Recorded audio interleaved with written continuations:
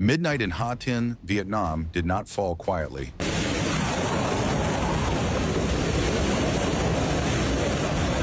It shattered under the force of Typhoon Bualoi.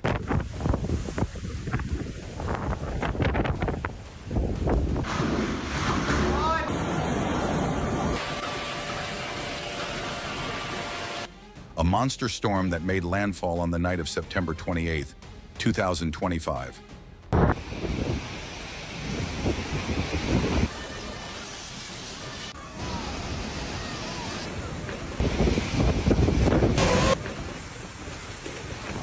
Winds screamed near 95 kilometers per hour, with gusts far stronger, while waves climbed higher than houses. Entire streets vanished beneath black water. Families clutched walls and doorframes as the sea poured into their homes, praying the structures would not give way. There was no passing storm. Born far out in the Pacific Ocean, Bualoi marched relentlessly toward Vietnam's north-central coast, strengthening with every hour. Offshore, waves surged nearly 10 meters, hammering seawalls until they collapsed.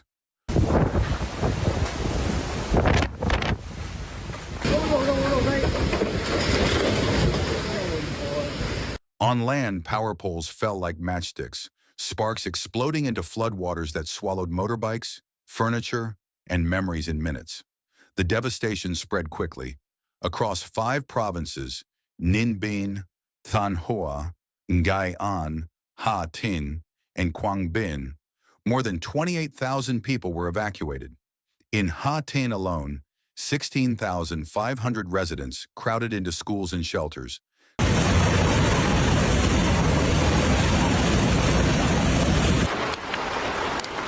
Classrooms transformed into makeshift dormitories. Families pressed shoulder to shoulder, carrying only blankets, bags, or photographs. Whatever little could be saved before the storm consumed everything else. Warnings had been clear.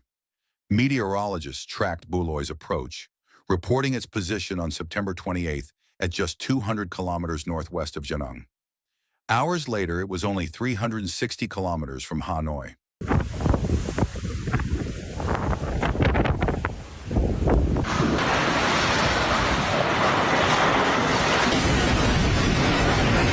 The government ordered 21 provinces to prepare. Soldiers cleared beaches, fishermen were forced back to port, and airports shut down. In Da Nang, Phu Bai, Giang Hoi, and Tho Xuan, 42 flights were canceled and 51 delayed. Travelers sat stranded in silent halls, staring at departure boards flashing red warnings. But by nightfall, nothing could stop Bualoi. The storm slammed into the coast with a ferocity that tore through defenses. Windows shattered. Roofs peeled away. Entire houses collapsed within minutes.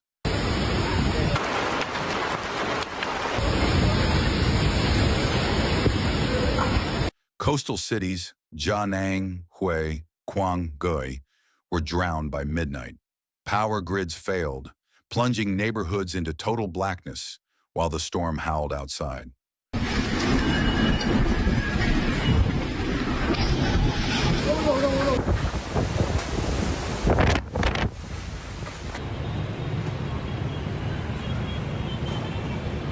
The night was filled with metal shrieking, wood splintering, and the relentless crash of waves.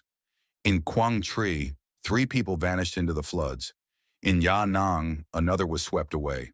4 lives were gone in an instant, stolen by waters too strong to fight. Soldiers tied ropes across submerged streets, dragging survivors through torrents that could have swallowed them whole.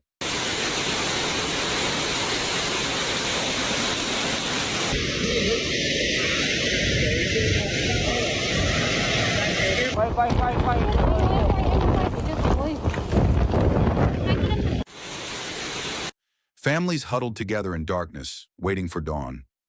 Then came the rain. Between Thanh Hóa and Ha Tinh, rainfall totals reached 200 to 400 millimeters, in some places more than 600. Rice paddies disappeared under muddy water. Crops just weeks from harvest were ruined overnight. For farmers, it was not just land that drowned. It was food, income, and months of survival. By dawn on September 29th, Bualoi's fury reached its peak. The typhoon struck during high tide, driving the sea deep into the land. Seawalls cracked open. Villages vanished beneath the surge. At the Lam River, waters rose so high that entire communities had to be evacuated by boat in the dead of night. In Nay An Province, National Highway 7 disappeared beneath 4 meters of water, stretching for 2 kilometers and cutting off every route to the mountains. The figures told only part of the story.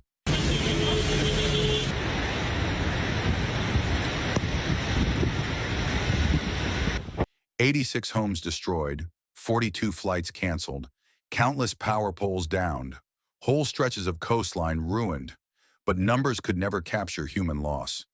Families returned to shattered houses with walls gone and roofs missing. Children lost schools, now reduced to piles of mud and debris. Farmers stood in drowned fields watching their future dissolve. Even as the storm weakened inland, it left chaos in its wake.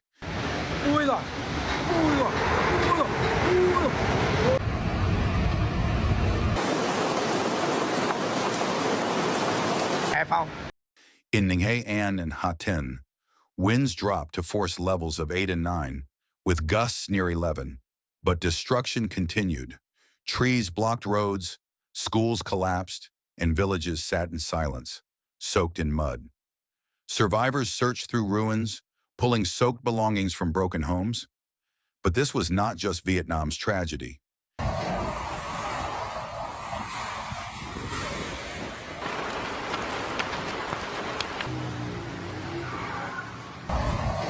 Days earlier, the same storm had ravaged the Philippines, killing over 210 people.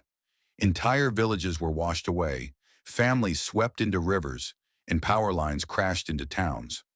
Survivors clung to rooftops while floodwaters carried away everything they had built.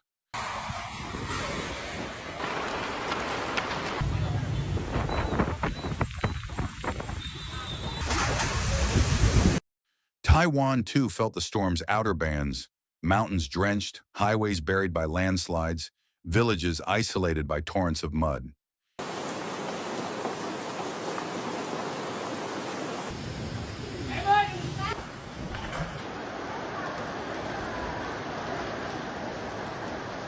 Tens of thousands sat powerless in dark cities while rescue boats searched for the missing. Vietnam had watched those images, but warnings became reality.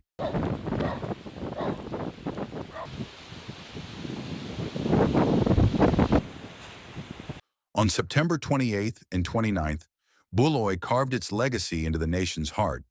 In Ha Tin, shelters overflowed with evacuees. In Quang Tri, relatives searched riverbanks for missing loved ones.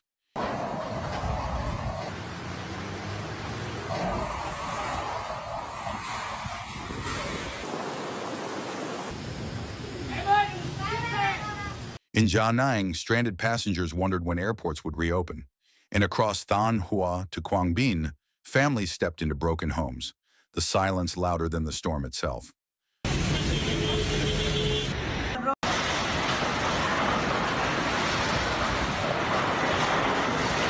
By September 30th, the system finally weakened as it pushed inland. But the scars it left were deep.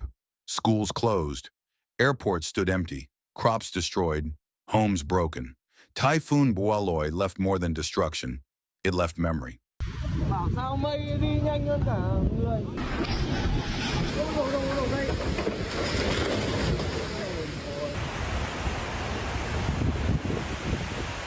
For survivors, the night will not be remembered as September 28th or 29th.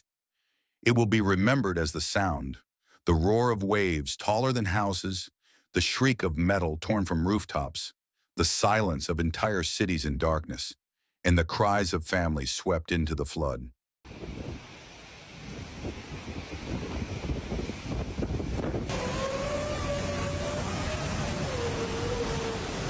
Vietnam has faced storms before, and it will again. But Bualoi's fury remains etched in broken seawalls, drowned fields, missing names, and the resilience of people forced to rebuild from nothing. Storms pass. Memories do not. And as seas grow warmer and storms grow stronger, the question is no longer if another disaster will strike, but when.